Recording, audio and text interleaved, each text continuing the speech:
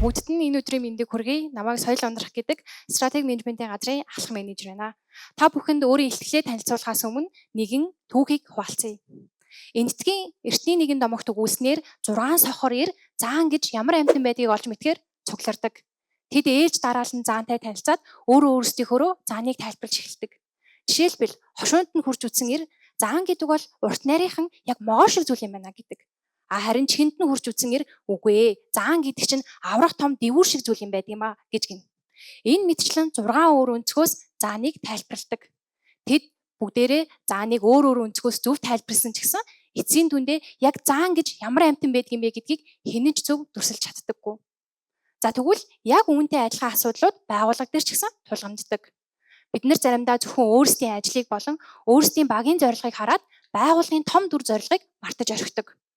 Тэгвэл бидэнд байгууллагыг том дүр зургаар нь харах, байгууллагыг илүү нэгдмэл зорилготой болгох боломжийг олгодог PI planning-ийн тухай өнөөдөр та бүхэнд ярих болно.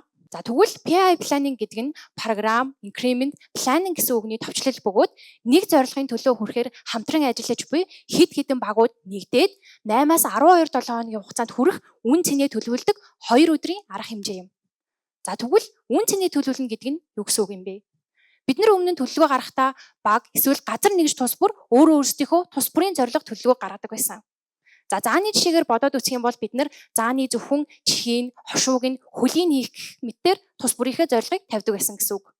Ингээд удирдлагын төгсгөл гэхэд бид нар тус бүрдээ гаргасан зааны чих, хошуу, хөл бүрийг ингээд амжилттай хийж дуусгасан байдаг.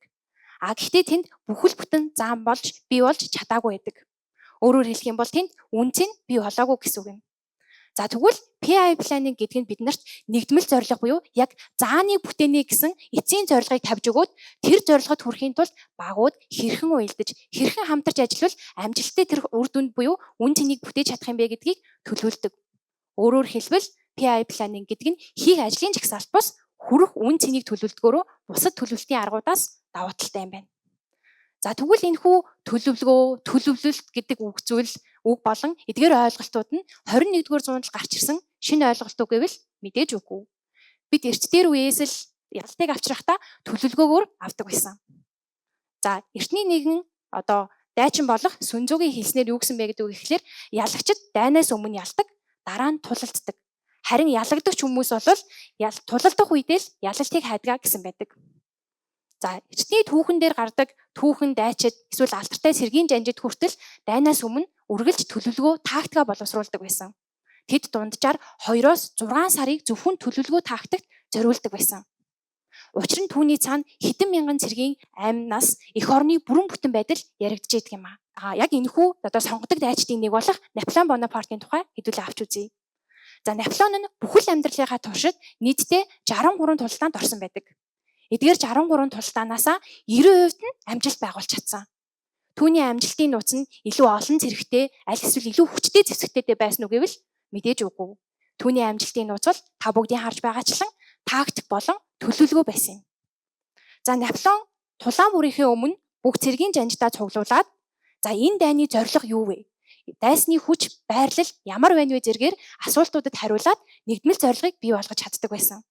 Харин тэрхүү нэгдмэл зорилгод хүрэхийн тулд цэргийн жанжин бүр ямар үүрэг оролцоотой байх, морьт цэрэг, явган цэрэг, их бууны ангиуд ямар байрлалаар тулалдж тэрхүү дайнд ялалт байгуулах вэ гэдгээ газрын зураг дээр нарийн нэгтгэгч нь байрлуулж үздэг байсан.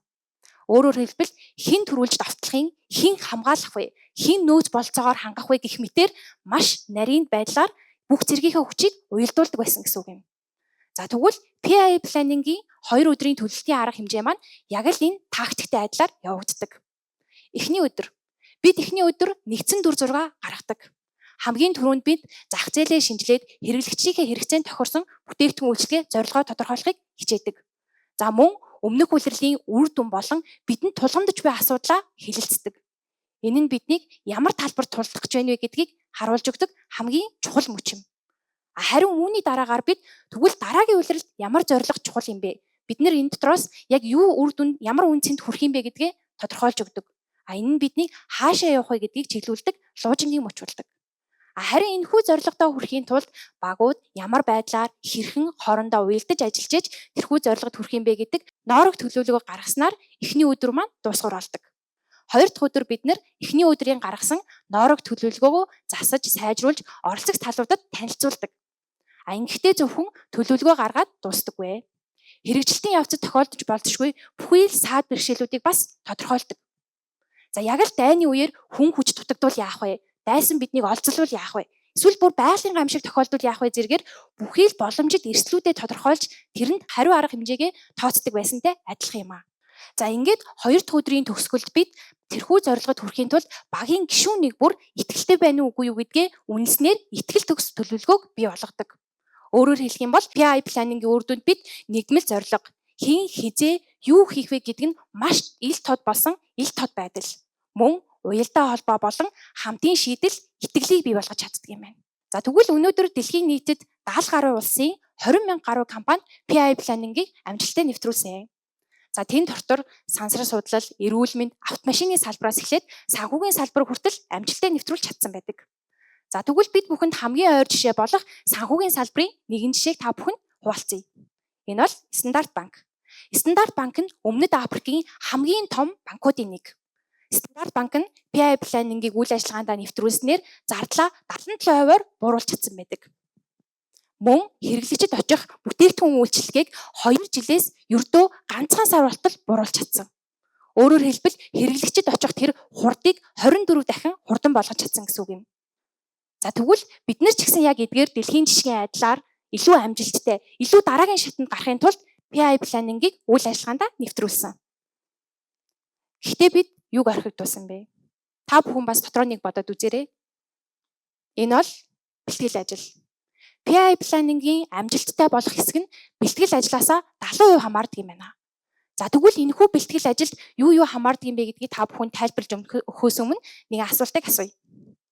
За та бүхэн Blockbuster гэдэг компанийг өмнө сонсч ирсэн үү? За сонсч ирсэн хүн байвал манайхан гараа өргөчье. За магадгүй ихэнх нь энэ компанийг өмнө сонсож байгааг бах. Гэтэ бид нар бүгдээрээ Netflix-ийг мэддэг те. За одоо яг Physical Asia үзээд Монгол даяараа бүр Netflix-ийг мэддэг болж байгаа. За энэхүү Blockbuster гэдэг компани маань яг л энэ Netflix шиг 2000-аад оны үеийн хамгийн алдартай кино түрээсийн компани байсан. Гэхдээ тэд яагаад Netflix-д зохиулсан гэж тэд ерөөсөө л хэрэглэгчээ мэдэрч чадаагүй. Хүмүүс кино театрт буу дэлгүүрээс очиж кино түрээслэгээс үзэхээс илүүтэйгээр гэрээсээ кино үзэх сонирхолтой гэдгийг ойлгож чадаагүй юм. Өөрөөр хэлбэл тэд нөхцөл байдал хэрэглэгчээ таньж чадаагүй. За бид ч гэсэн яг ийм нөхцөл байдалд орохгүй тулд нөхцөл байдлаа шинжлэх нь хамгийн чухал алхам болдог. Ингээд нөхцөл байдлаа шинжилээд тухайн нөхцөл байдалд таарсан зорилго замын зураг гаргадаг. Тэгвэл тэрхүү зорилгод хүрэхийн тулд хийх ажил маш олон байдаг. Бүх ажлыг зэрэг амжуулж чадахгүй учраас бид нар тэндээс хамгийн чухал гэсэн ажлуудаа түүж авдаг. Гэхдээ тэдгээр ажлуудыг хийхийн тулд багийн хүчин чадал үнэн зөвөөрөө тооцоологдож явах ёстой. Ингээд эдгээр дөрвөн хүчин зүйлийг авч үзснээр амжилттай PI планинг болох үндэс суурь нь бүрддэг байна. За Бенджамин Франклины хэлснээр төлөвлөхгүй байна гэдэг бол бүтлгүүтлээ төлөвлөж байгаагийн нэр юм а гэсэн байдаг. Дайнч бай, ажил дээрч бай, амьдрал дээрч бай бид төлөвлөлтөөр л аз болон амжилтыг авчирдаг. За тэгвэл энэхүү төлөвлөгөө болон бэлтгэл ажлыг хийхэд хамгийн чухал оролцоотой хүмүүс бол энэ сууж байгаа нийт капиталын эрхэм жанжид та бүхэн билээ. Гэхдээ айрамгүй жанжин гэж байдаггүй адилаар нийт капиталын дайчид бидний оролцоо байж ялалт бий болох боломжтой юм а. Ингээд анхаарал хандуулсан явдал баярлалаа.